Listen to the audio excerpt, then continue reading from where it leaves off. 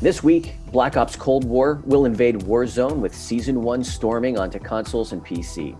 Players will get free content throughout the season, including 8 free maps across Black Ops Cold War multiplayer, 3 free-to-acquire weapons, a new battle pass system, and more. Today, members of the Treyarch and Raven development teams provided a bit more insight into what's in store.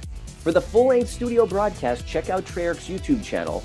For the highlights, stay tuned, because right now, we're dropping into Rebirth Island with Raven's senior executive producer Ryan Burnett to learn more about Warzone's new map. When we thought of Rebirth Island, we wanted to look back into the Black Ops lore and really dig deep into where did the Nova 6 gas originate from.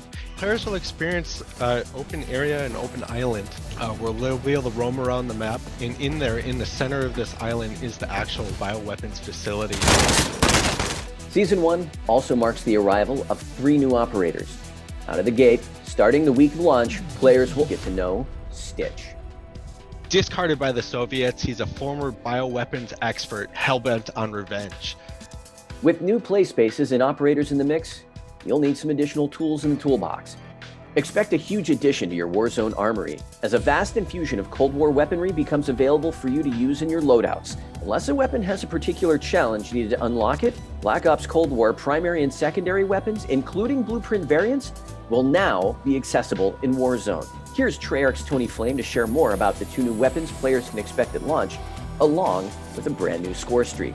Let's start with the Groza Assault Rifle. From a gameplay perspective, it's a bullpup, which means it's going to be a little bit quicker on the draw. You're going to be able to ADS a little bit quicker. You'll be coming out to sprint a little bit faster.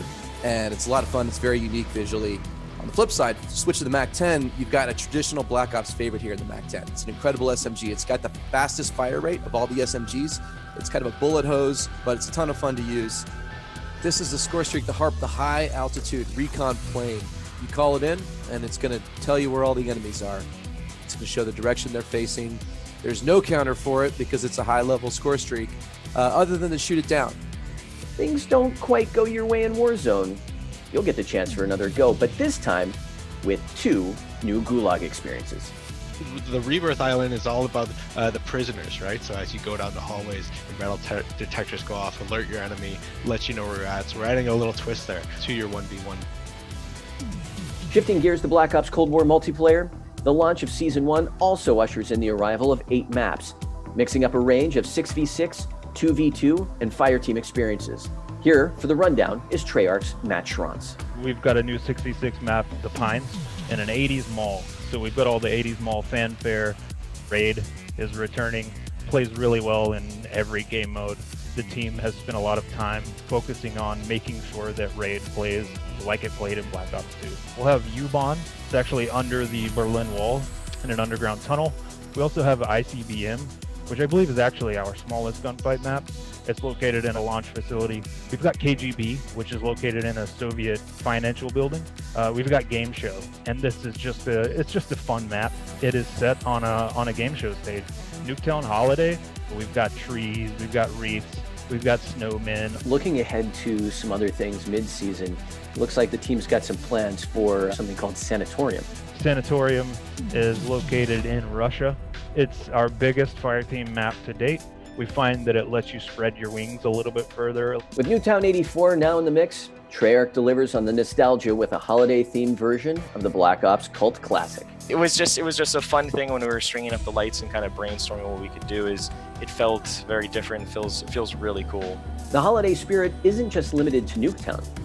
Turns out that the undead get a whole lot undeader in Die Maschine, with Treyarch turning the map into more of a winter wasteland than a wonderland. This season, there's plenty of cheer to keep you in the Yuletide mood. We are adding a new limited time mode called Jingle Hells, which is a retheming of Die Maschine for the holidays. Players will now use snowballs scattered across the map to freeze zombies and drop presents. And inside those presents, you'll get all sorts of things, ranging from coal to ray guns.